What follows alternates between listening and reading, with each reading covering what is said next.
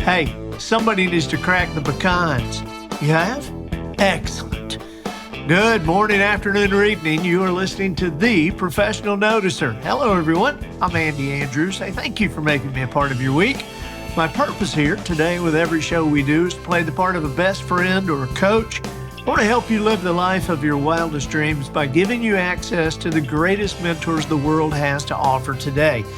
The Professional Noticer is sponsored this week by our friends at Tucker ATV. You know, the different varieties of power sport products they have at Tucker ATV is just absolutely amazing. The Hustler turf equipment, the entire line of Echo power tools. You won't see the entire line in the big box stores, but you will at Tucker ATV.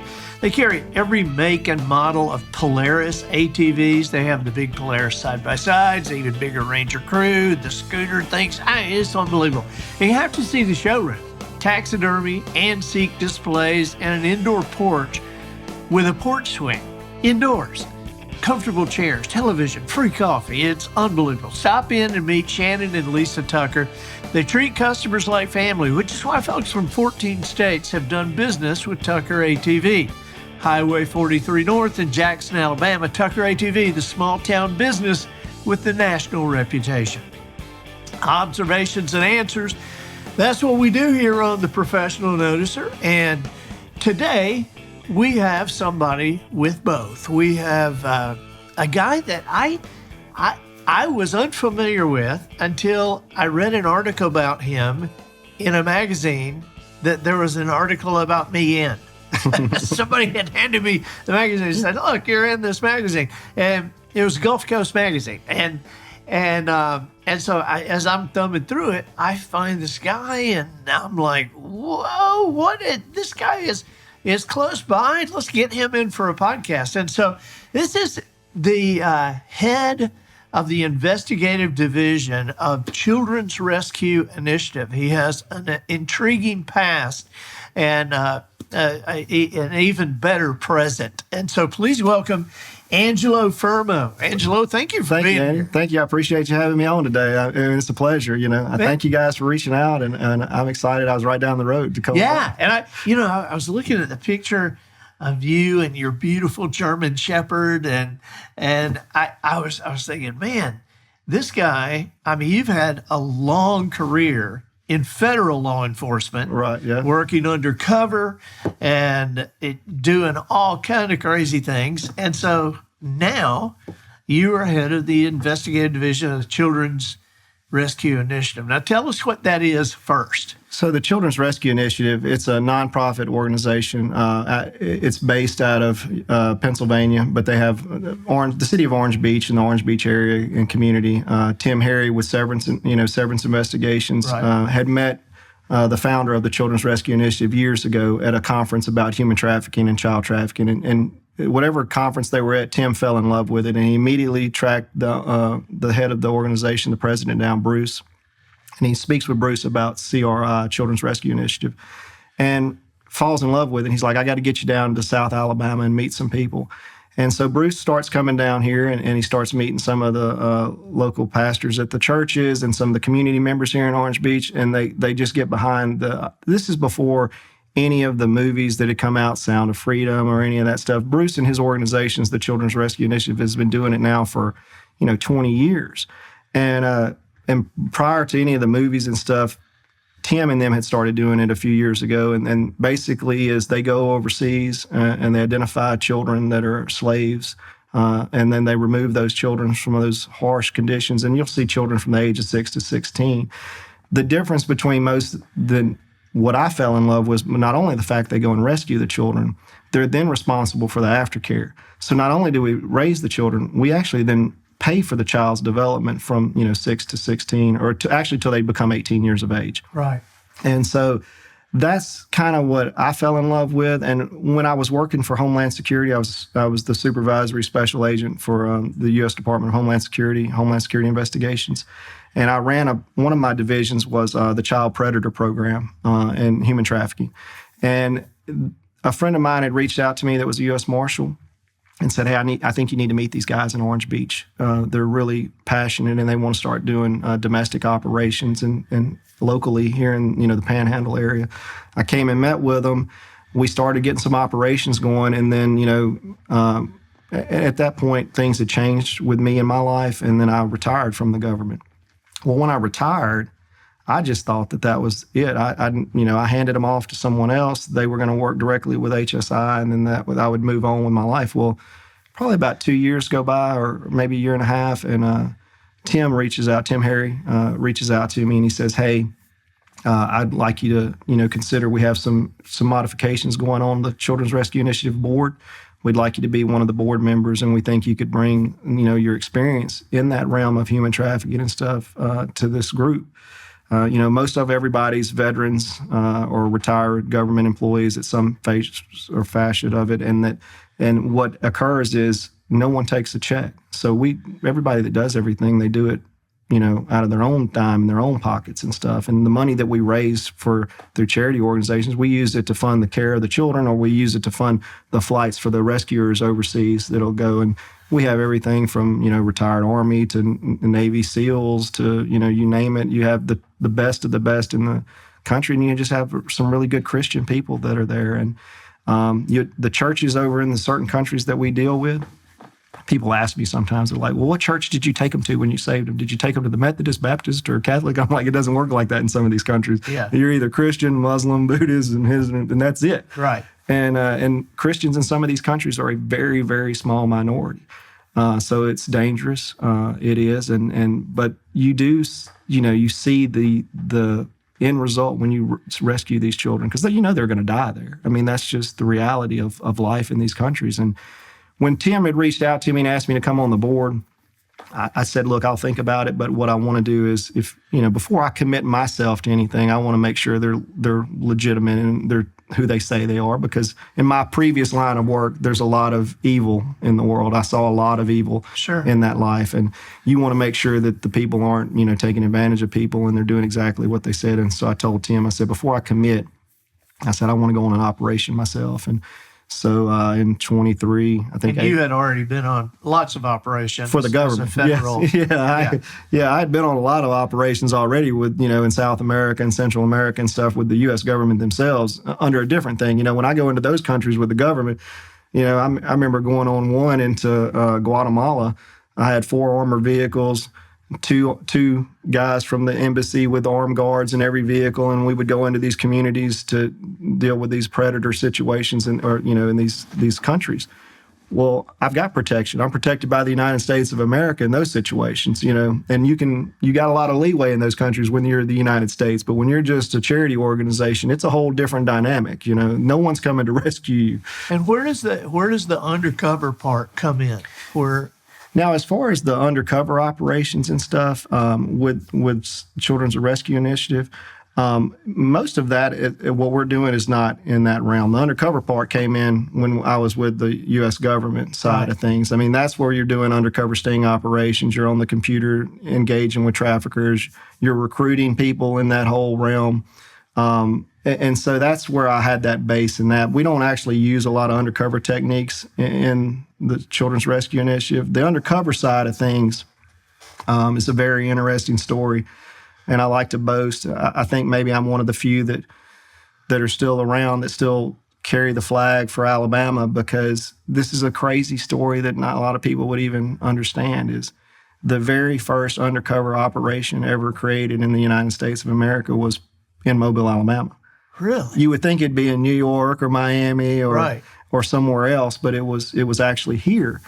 And some of the story I get is from secondhand from the old timers that were here when I got here. I was a special agent when I was hired after 9/11, and like I'd mentioned, I came from a small town, in Mississippi. Right. Like I was telling you, I'd never been on an airplane until I was 25. I thought I was going to crash and die. I had no clue. I was scared to death. I was so country Andy that I had to get out a map and look to see where San Antonio, Texas was. I had no clue where it was at. Wow. It was a small town, and most people never leave that town. You get married in that town, you stay in that town, you die in that town. Right.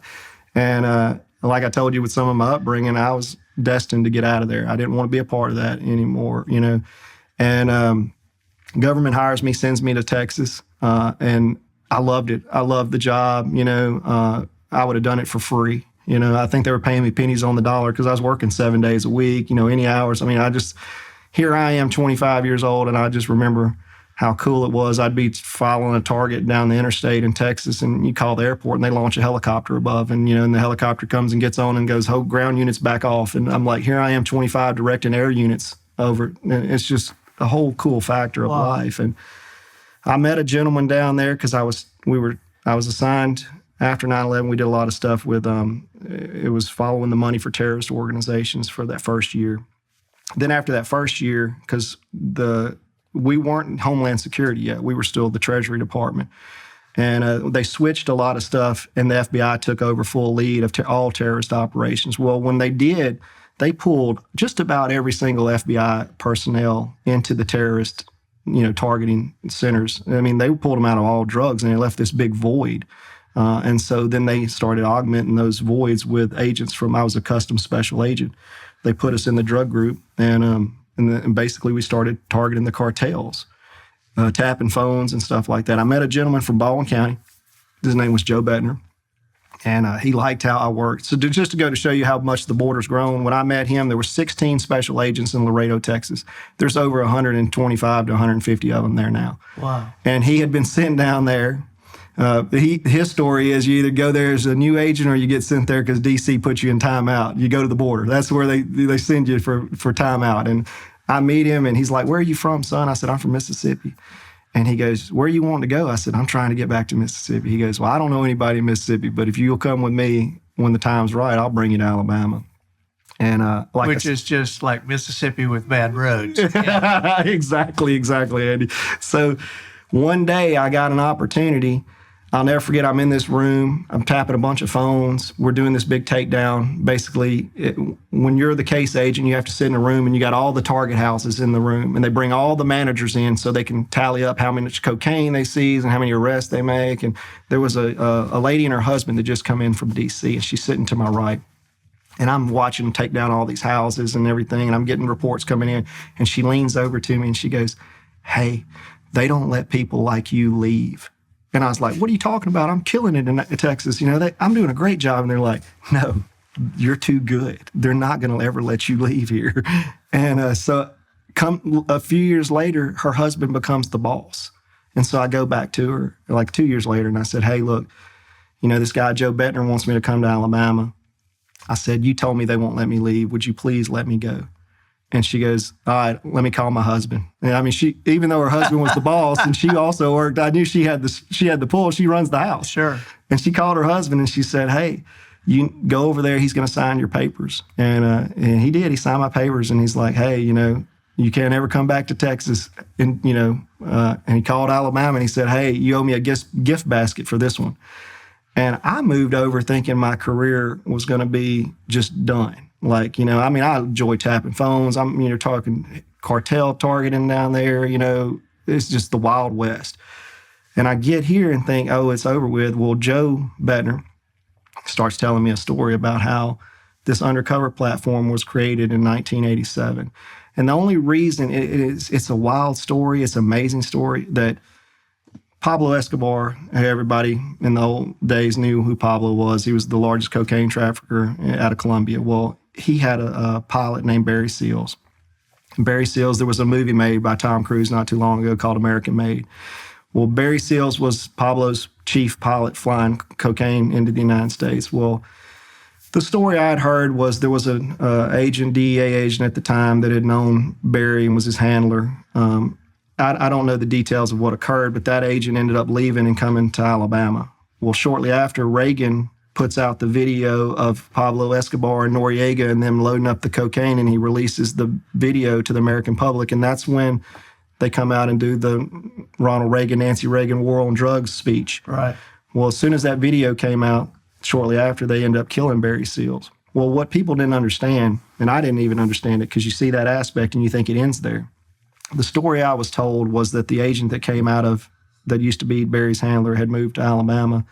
And with that, he brought, after Barry was killed, Congress passed a law allowing the U.S. government to set up undercover platform operations. When I say undercover, there's undercover your local police departments do, where they, grow their hair long and, whatever. But I'm talking about a full systematic front undercover operation, like undercover buildings, undercover airplanes, undercover 18-wheelers. Like when I got here to Alabama, we had a full-blown warehouse. We had 2 airplanes. We had 18-wheelers. We had an office that opened and functioned and operated, and to the full extent that you would think that it looked like this. But it was all a front, and everybody had identities and everything was set up. And our sole purpose when I got here, again, I thought my life was over with, and I roll into this thing. And I think that it's, and then I realized, oh, this is amazing, because not only do I have more resources, I can now move beyond the compounds of just Alabama. I can go internationally and globally. Right. And the benefit to that was when I got here, the same people that had started in 1987 were still in the undercover operation when I arrived in 2007. Wow. So you're talking over 20 years of experience. And those people had been through every kind of scenario that you could think of. So I soaked up every bit of knowledge I could. Every day I went to lunch with them. I was asking them questions. How do you do this? How do you do that? Because they were all getting ready to retire. Right. And so I wanted to keep doing those type of operations. And that's where the undercover part of it came into. How did that develop into the child predator stuff? Well, the child predator stuff was, we were already targeting. So on those platforms, on the undercover platforms, you're allowed federal codes that you can target in different areas, whether it's drugs or money or national security matters or child predator and stuff like that. So you just use the undercover platform to target. The whole purpose of the undercover platform is target the ones that other people can't get to, that go outside of the United States or outside the area of a city and does mass takedowns in organizations. So that's how that occurs. So you pick a specific area and then you focus all your resources in that. So we might have a 10-team unit in the undercover operations, and those 10 teams will focus on that specific. Now, you might have 2 or 3 running at the same time, but when one heats up, you'll focus your resources on that one. Right. And kind of where I had gotten involved into with the child predator stuff and the human trafficking is we had a case in Alabama where, again, my mentor, Joe Bettner, had come to me about the case, and he had an intel analyst that had discovered it. One of the intel analysts at the sheriff's department, she had run across a case about a child ring where there was a lot of child abuse in South America at a facility, like over 20 to 30 children. And at the time, I wasn't really comfortable. I had never worked those areas of child abuse or child trafficking, and I just kind of stayed away from it because it's you can arrest 20 drug dealers and it doesn't affect your state of mind, but it's a whole different state of mind when you're actually dealing and seeing the abuse. Even as I went into management, and I had my guys that would review the images or the abuse and stuff, I'd have to give them breaks for their mental thing. I'd have them work on something else for a month because it jades you a little bit to see that consistently, because it's from every walk of life. You're not just the abuse of someone or a child isn't just to the shadowy figure. I've seen attorneys arrested for it, doctors arrested for it, or human trafficking, of victims that you just hear the abuse of what they went through. Or, we had one where here in Baldwin County that we helped Foley Police Department out one time, where a lady was trying to sell her child, who was a 2-year-old child, to a child predator. She was going to sell the child to this gentleman. He was in the process of purchasing the 2-year-old child to sexually abuse the child. And thank God that Foley had stumbled on it and that they had come to us for help with it. And you see the most, just the most evilness in people in that area. And I kind of stayed away from it for a while. And that one that I did with the sheriff's department in Mobile County that time, and we kind of took it and ran with it. And then, we ended up, getting some arrests out of it. We ended up helping, our partner country out and stuff like that. And then that's where I kind of got into the area of getting more in that. And then when I went into management, I kind of ran the team for the child predator, human trafficking area. So I kind of dealt with that, and I got more into that. And then that's, like I said, and then it kind of came full circle to Bruce and them. Yeah, so that has become your entree to Children's Rescue Initiative. Yes, that's exactly how it came. And like I said, I thought when I walked out the door and retired, I thought that was it. Now, are you guys still rescuing people locally? Well, we paired up with another organization. It was Adaptive Ops out of Utah, and we were basically doing operations here locally. And like Bruce and them say that our footprint's always been international. That's a lot where it's at because the abuse is more out in the open and stuff like that. Adaptive Ops and stuff, we're doing more one-on-one rescues and stuff, single rescues and stuff, or finding the information and then putting the information into local law enforcement's hands about victims and stuff like that. But I would say 95% of our stuff is all international, and it has been. How much of that, how much of being here in Baldwin County has to do with the trafficking, the human trafficking, and how much does that have to do with our ports? And someone asked me about that the other day because there was rumors floating around about the ports, and I said no. I said, look, and again, I've been out for a couple of years, and I doubt it's changed because I still keep in contact with all my old law enforcement contacts down there. But the only stuff you would see come from the ports, because Mobile is usually a secondary port. The ships have already come through Houston or through the coast of Florida ports, and then we're a secondary port. There's only a few minor ships that come from South America, coal ships that come in, and every now and then there's no really human trafficking there. You got some Russians or Filipinos and stuff that will jump overboard and try to swim to shore. That occurs a lot, but there's nothing really, in my experience, occurring at the ports. It's been brought up that it has.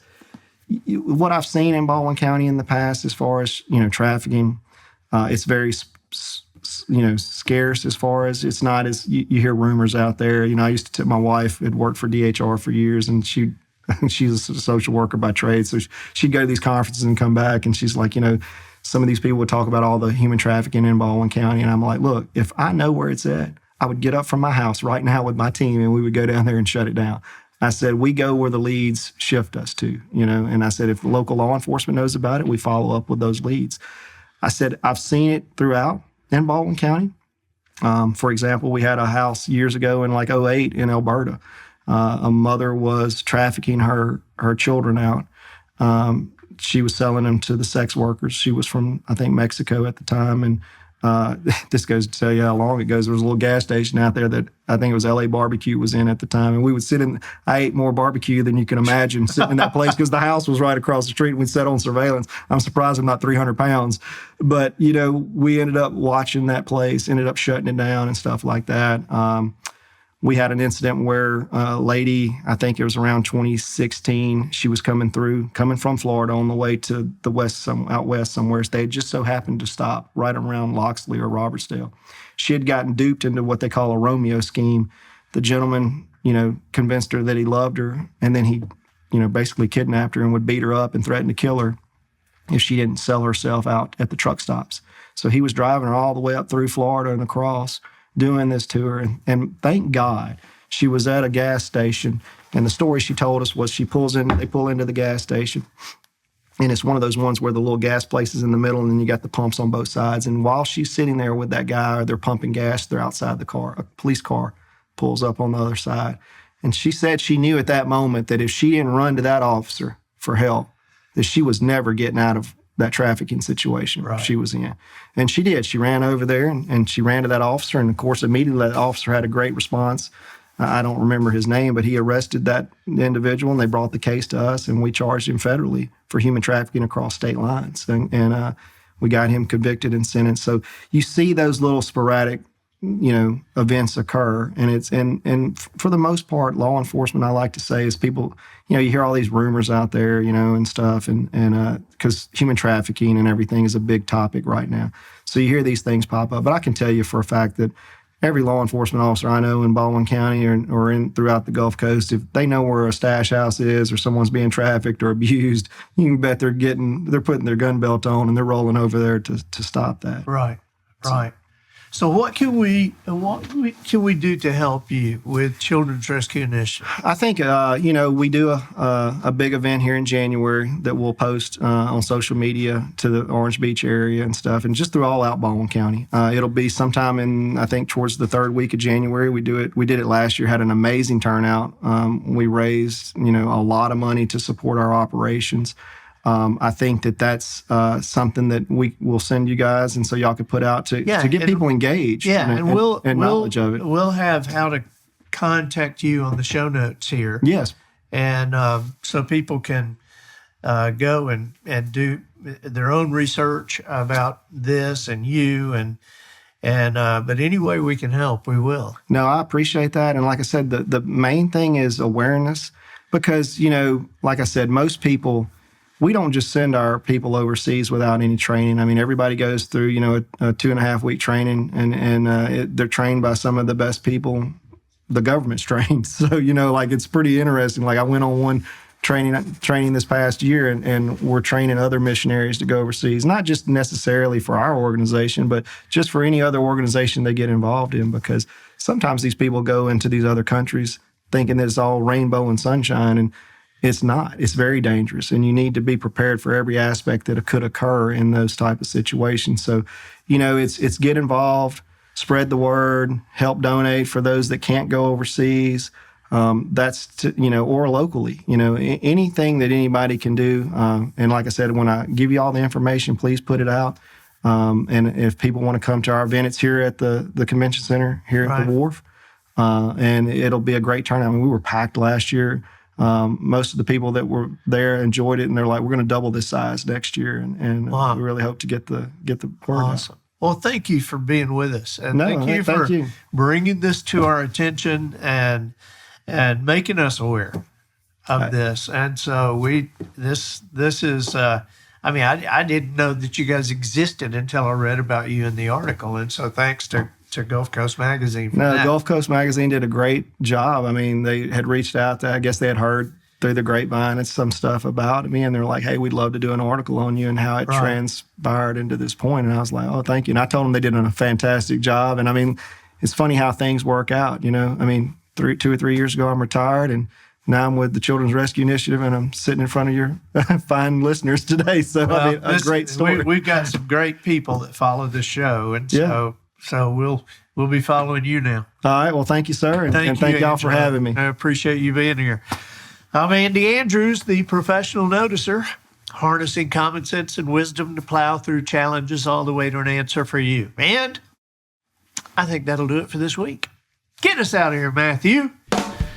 So, ladies and gentlemen, and to the boys and girls who aspire to become ladies and gentlemen, we have reached the end of another episode of The Professional Noticer. In a world where common sense has become a superpower, I'm harnessing that tiny bit of mental energy I have for you, seeking wisdom, making observations, and endeavoring to answer tough questions in a way that will empower your family and your business. I'm Andy Andrews. Until next week, goodbye. This episode of The Professional Noticer was produced by Matt Limpert. The Noticer theme written and performed by Sugarcane Jane. Spinnerbaits for the cast and crew provided by Twinkle and Smoke of Beverly Hills. Additional financial consideration provided by The Fisherman's Friend. Have you ever caught a whopper only to be accused by your buddies of telling a whopper? Ever claimed to have landed and released a 10-pound bass only to have your rivals insist that you prove it? Now available to boost your standing in the angling community, The Fisherman's Friend. It's a combination scale and tape measure that has been doctored just for you. Each 1-inch mark on The Fisherman's Friend is in reality only 3/4 of an inch long, making a 12-inch fish appear for the camera to be 15 full inches. Likewise, the Fisherman Friend scales has been increased by a full pound for every actual pound weighed. Now, you can show proof of a 10-pound bass by taking a photograph of a 5-pounder hanging on the Fisherman's Friend. It makes a great gift for yourself. You'll be admired and envied. Don't just lie about that trophy. Prove it with the Fisherman's Friend.